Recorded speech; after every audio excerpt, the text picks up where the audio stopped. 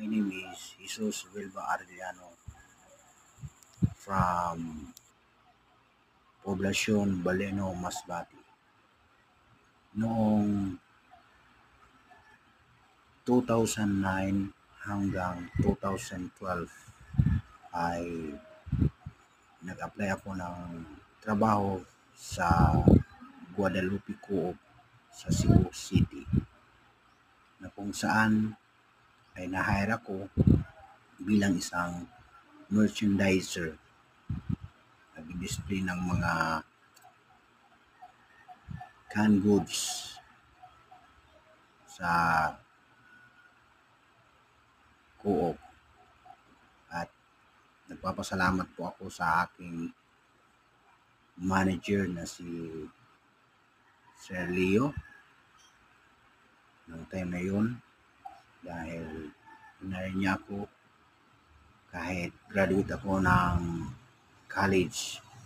Course ko po ay Bachelor of Elementary Education, major in Filipino sa The Best Miscat College ng Mandaon, Masbate. Nakipagsapalaran po ako dyan sa Cebu dahil sa kakulangan ng budget para sa aking paghahanda sa pag-exam ng licensure examination for teacher. Kailangan ko na mag-ipon ng pera, makatulong sa aking magulang at sa panggastos ko sa aking pag-review center. Una, nag-exam ako ng 2012.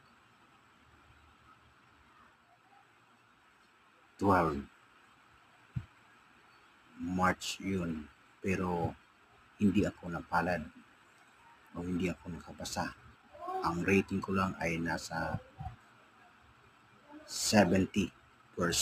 Kailangan ay nasa 75% para pumasa ka sa teachers board.